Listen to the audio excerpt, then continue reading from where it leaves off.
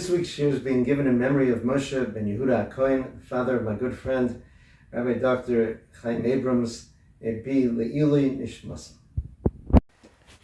Welcome to the re-recording of the Shiur on Avodas HaParsha that took place last night in Beis Medrash Ner Avram in Shari Chesed Yerushalayim with a very fine tzibur. Unfortunately, I didn't plug in the microphone properly, but Al Min HaShamayim, it helps me get things together a little bit more. Another chazara, and let's try to see what we tried to give over last night and what we gained from going through it last night and reapproaching it today. Parshas VaYigash, Shel Yehuda, we find in sources already from the Medrash Rabbah, is that we are supposed to take lessons about tefillah from Yehuda's approach to Yosef. The Medrash points out that the word VaYigash, Hagosha, is one of the terms used for tefillah, one of the lashonas of tefillah. Yehuda, right, the Sfas Emes brings down, and others, represents all Jews at all times. Again, we are called Yehudim, not Reuvenim and not Shimonim, but all Jews are called Yehudim. We'll see more about his name in a little bit. And even though he was speaking to Yosef, so we find in Hasidic Sfarim such as the Ber Maim Chaim, number one, that tzaddikim, when they speak even to other people, are focused in speaking towards HaKadosh Baruch Hu. One example is the Vilna Gaon's parish in the Megillah, who says that when Esther and Mordechai were speaking to Achashverosh, so they weren't really speaking to him, they were speaking to HaKadosh Baruch Hu. That's the roots of this way of explaining the Megillah, in which every use of the word HaMelech, if it's not HaMelech Achashverosh, refers to HaKadosh Baruch Hu, right, the ultimate Melech. So Yosef, he says, also represents Am Yisrael's covenant with HaKadosh Baruch Hu, the bris, and therefore he represents the connection of Am Yisrael to Hashem, and therefore now we extrapolate VaYigash Shel Yehuda approaching tefillah, any Jew approaching tefillah. Now, the way in which Yehuda has to approach tefillah here is in a particular situation. It's a situation in which he has no leg to stand on. Right? Yosef had said that the one who the cup was found in his bag would be his slave. It was found in the bag of Binyamin. There was no question about that. It's very embarrassing to be caught like that after originally denying, right? And then it was there. And a person knows that when you've done something wrong, it's very hard to approach and to make your case.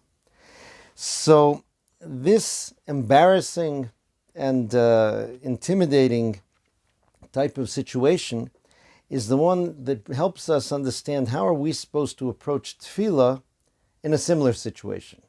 Why would we have a similar situation? We don't find stolen Kiddush cups in our bags. But anytime a person really thinks carefully before they approach tefillah, and approaching tefillah means to be Omed Lifnei HaMelech, to stand before the king.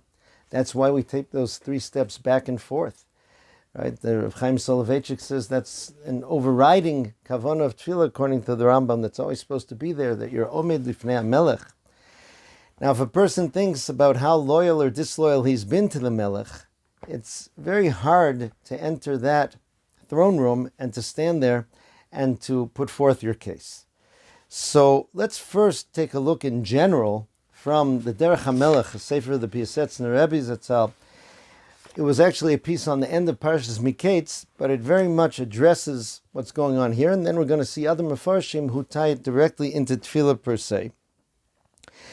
The Piasetzner Rebbe says that we're told, Avod me'ahava, avod mi'ira, that we're supposed to serve HaKadosh Baruch Hu with love and serve HaKadosh Baruch Hu with fear or awe. Now he says, he goes into the dangers of someone who has the fear aspect, which is predominant, without the ahava.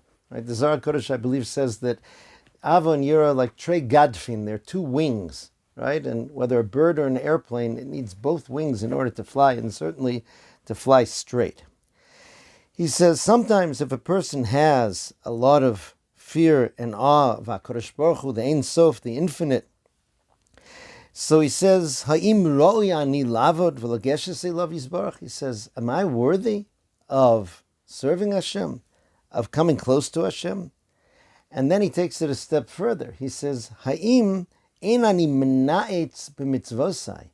He says, are my mitzvahs actually not a blessing, but like a curse? That phrase mena'etz is referring to something the Gemara says in Masechah Sanhedrin. It talks about a case where a person stole flour, kneaded dough, and then is separating challah. Can he make a bracha on it? And they said, Ein ze mevarich ela mena'etz. This person isn't making a bracha, it's like a curse or blasphemy, right, to do that. So he looks at his own mitzvahs. He says, for someone like me to do a mitzvah, how can I view that as something positive? Isn't that make the mitzvah itself something negative? Now he says, we're not talking about a person here who's thrown off mitzvahs. He says he will do those things that he's absolutely required to do. He will eat matzah on Pesach, right? He will do these things, but he says the idea of actually looking to do more mitzvahs, he stays away from that. He thinks the less mitzvahs I try to do, the better, because I'm such a lowly criminal person, right? It's a negative thing. It's an embarrassing thing. It's a disrespectful thing for me to draw close to Hashem and do the mitzvahs. He says this is if he has only yirah. But a person who has ahava also, and this desire to be close to Hashem, that overrides. He says, all those things may be true. I'm not fooling myself about who I am or what I've done, but I must be close to Hashem. I must do the mitzvahs of Hashem because of love. The Talmud Yerushalmi speaks about the pasuk in Mishlei, Ba'avoso tishget tomid, right? In the love of Torah, tishget tomid literally means you will think about it constantly, but the Yerushalmi applies it to the idea of shogeg, of making a mistake, meaning that he says that an ava, the love which a person has, helps him get over this impediment that he knows, I'm probably getting some things wrong in this mitzvah. It is very, very difficult to have all the knowledge, and even if you have all the knowledge, to actually recall it and apply it in order to do a mitzvah perfectly. Who can do such a thing? He says a person of fear, that will paralyze him. However, a person with love says, I know there will be mistakes. Out of my love, I'm going to do as many mitzvahs as I can. And by its very nature, I'm probably going to make mistakes when I do them. Nonetheless, I'm not going to let that stop me. Okay, this is something that I'm going to try to do, and I'll continue to improve. This is the basis of Am Yisrael's Naseh v'Nishma. If Am Yisrael had first said Nishma, we will hear, and then we will do, it would be implying we will learn how to do the mitzvah perfectly, and only, so to speak, once we have trained ourselves and got to that state will we do the mitzvah. Naseh v'Nishma means we do, even though it's quite obvious to us that we haven't yet heard everything. We will do and we will learn, and we will do and we'll learn some more. And obviously, as I learn some more the next day, I may realize that I may have made a mistake in part of the mitzvah yesterday. That's all part of it. And HaKadosh Baruch Hu loves those mitzvahs, and we do them out of love. There's a medrash on the psukim in Shir HaShirim where it says, "V'diglo alai ahava," right? That his banner is above me in love. Chazal say, dilugo or liglugo, his skipping or his mispronunciation is beloved to Hashem. HaKadosh Baruch Hu says that if a person is davening and he mispronounces a word, he doesn't know how to get it right, or he skipped a word. Again, we're not encouraging people to be lackadaisical, whether about mitzvahs or about tefillah. But someone who's sincere and trying, HaKadosh Baruch Hu loves even that mispronunciation. Diglo alai ahava. So this is what a person has to have. Otherwise, he says, a person's going to be paralyzed and he won't do anything. He actually continues on. He says, even such a person, at the end of his life, if he's escorted to Gan Eden, he'll be afraid to walk in. He'll think that he's too lowly, and with all the averes that he did, and he can't go enter into a place of such spirituality and such things, he's going to end up staying outside the door and never going in. A person who loves and wants to be close to Hashem, if he sees that opportunity, okay, I'm not the best looking person in there in terms of my record, in terms of my rap sheet, but if I'm able to go and I'm able to get close to the Shekhinah, I'm in. So this was the Piasetzner Rebbe's encouragement, which is very key for all of us at all times. Now let's take a look at Tefillah itself.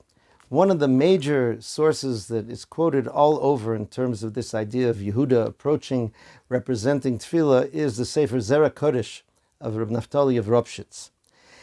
And he says that there are three approaches that we can see in Yehuda's statement that can help us approach Tefillah. Yehuda said, VaYigash, I love Yehuda, Vayomer Bi Adoni. Bi Adoni literally means, please my master. But the word Bi has another meaning. It means inside of me. Okay? Bi Adoni. The word Adoni is a word that can apply to a human being, in this case Yosef, but it's also the name, the way we pronounce Shem Hashem, the name of Adnos. It can be, I have inside of me this connection to Hashem. And that enables you to approach Hashem no matter what. So here are the different forms of this connection. Connection number one, Bi Adoni, I have a constant link to HaKadosh Baruch Hu from where I come from. I'm a descendant of the Avos. I'm part of Am Yisrael that was founded by the Avos. And therefore, even though I'm so far, even though I'm so distant, I'm connected. The mashal brought comes from the pasuk, Yaakov chevel nachalaso. Yaakov is the rope of his inheritance. So he says, in many places bring such a mashal, the Nefesh HaChaim also, that if you have a very long rope that goes up to a bell that's on top of a tower, and the person all the way at the bottom pulls the bottom of the rope, that pull continues on up the rope until it reaches the top and it rings the bell. Meaning no matter how low I am, I'm connected to that rope. In fact, we have to realize, right, that our generation, which is often called the ikvis of the Mashiach, the heels of the Mashiach, on one hand, the heel is the lowest part in the body. Some point out that the heel has very little sensitivity as opposed to other things in the body. But you have to realize that the body only walks because you have a heel. Everything that was done in the previous generations, from the Avos to Moshe Rabbeinu, to the Tanoim, to the Amoraim, etc., only goes on if we move it forward. We are the continuation of that project, of that mission in this generation. And that gives us a sense of connection and importance that actually demands of us to come close to Hashem and to open our mouths in tefillah. The next thing that we learn from him is a variation. Bi Adoni, every Jew has inside of himself what's called a chelek elokam mima'al. Our nefesh, our neshama, is a spark, so to speak, of godliness that's inside of every Jew, and it can never be touched, it can never be contaminated, it can never be eliminated, it can never be damaged. It's always there in every single Jew. And that Nakuda yearns to be united, so to speak, with HaKadosh Baruch Hu, because it's very part and parcel of HaKadosh Baruch Hu. And tefillah is one of the most powerful ways to unite in that way. So therefore, a person never has to feel, how can I go and daven? I'm obviously insincere since I don't behave the way I should, since etc. There is that sincerity inside of you. There is a point inside of you always which is true and which truly yearns for Hashem, and that is the essence of our true identity. And with that, a person can approach. And it's very important to realize that every single Jew has this, and to look at every single Jew in that way, no matter what. The third is complicated, and I actually misquoted in the Shiur last night, so I'm glad I have an opportunity to fix it. He says, Yesh v'zocher she'HaKadosh Baruch Hu mispalel imo. Sometimes a person merits to have HaKadosh Baruch Hu davening with him. Okay, this is a very mind-twisting type of concept. The Gemara says and brings proof that HaKadosh Baruch Hu davens. Okay, minayin she'HaKadosh Baruch Hu mispalel. It's a very tricky concept. Okay, but taking it as it is, there is such a concept of HaKadosh Baruch Hu davening, right, for, as the example in the Gemara, right, that his mercy will overcome all of his other midos, for example. So he says here that certainly certain tzaddikim manage to have, so to speak, the Shechina medaberes mitoch gronam, that their words of tefillah are actually going to be coming from the Shechina which is inside of them, not even their own personal words. But it's not just limited for them. The Ravchitzer says, "Kasher adam margish ba'atzmo she'ein lo shum zchus liyispalo." Specifically, that person who approaches and feels that he doesn't have the right to come and daven to Hashem, HaKadosh Baruch Hu davens with that person.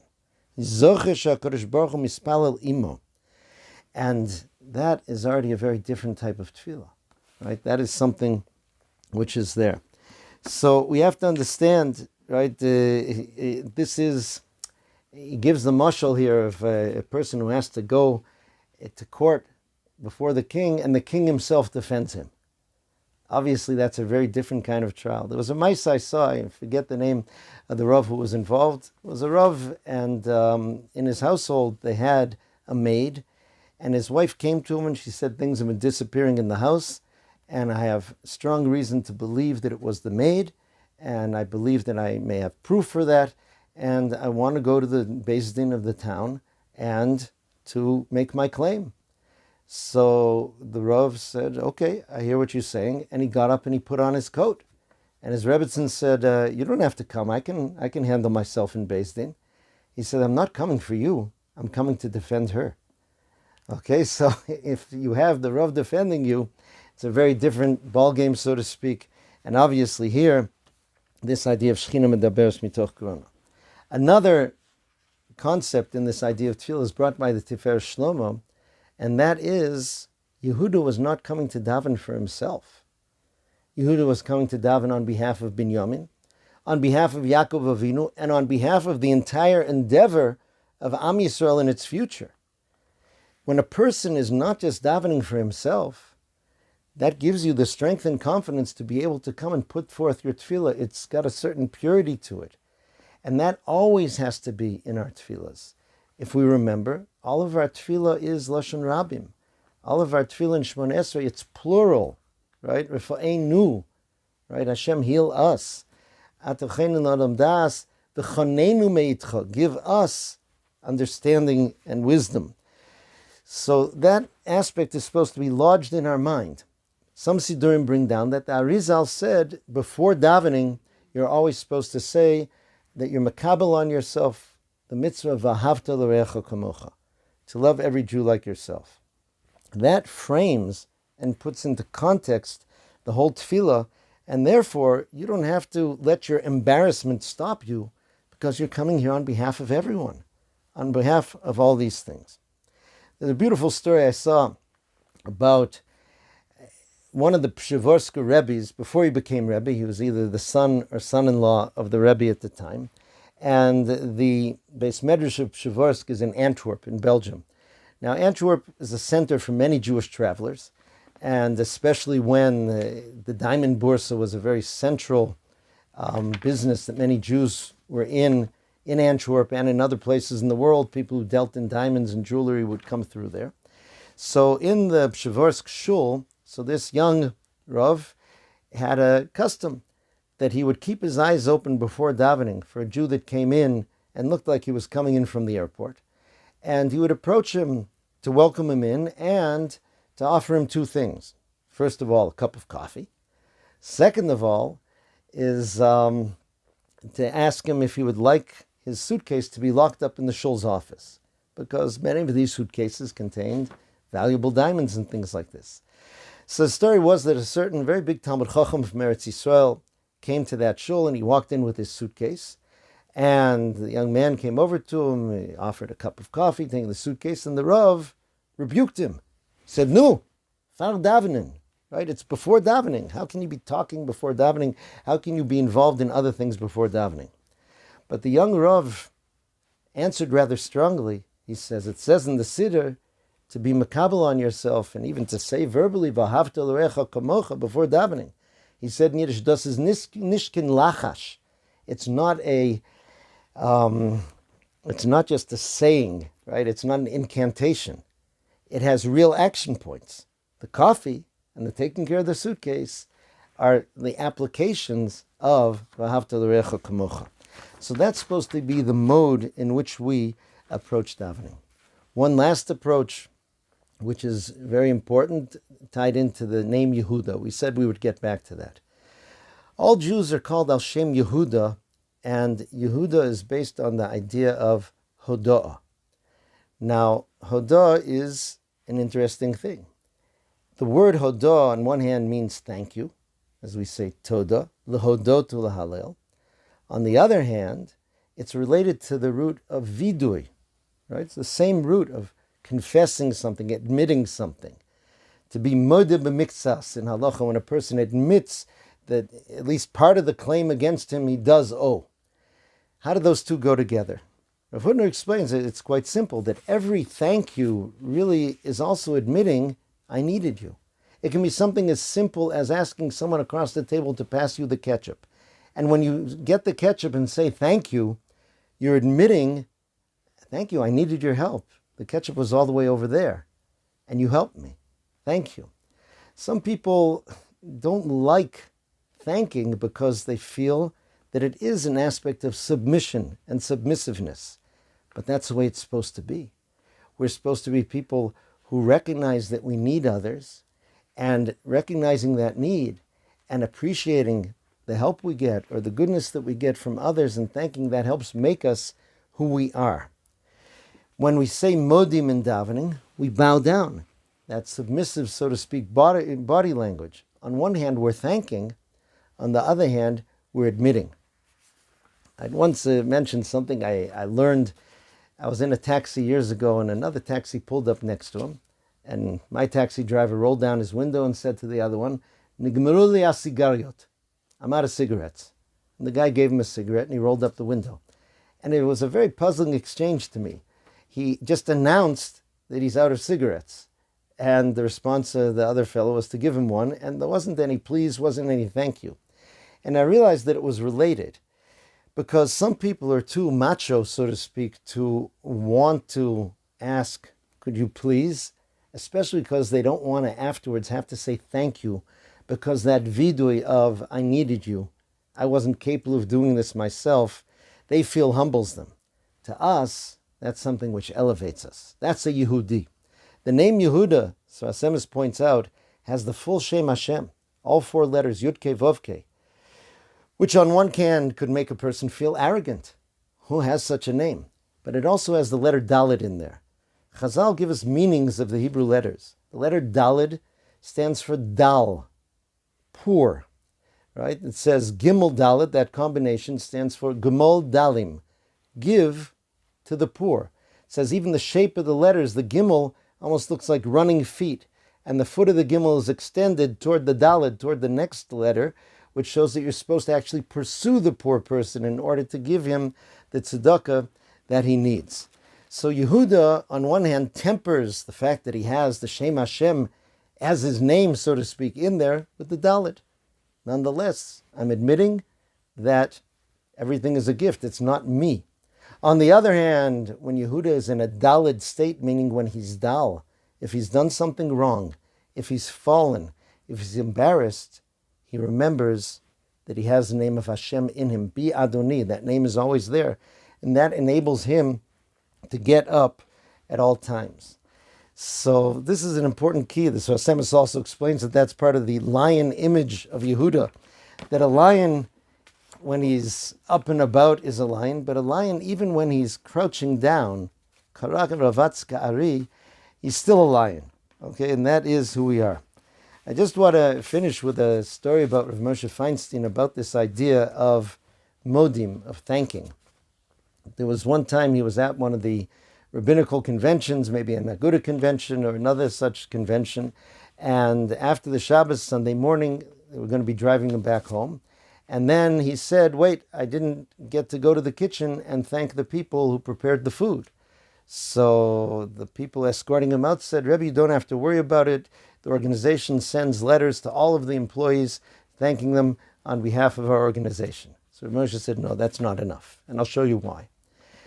In Shmoneh Esrei, we have Chazaras Hashatz. After we say our own personal Amidah, so the Chazan repeats.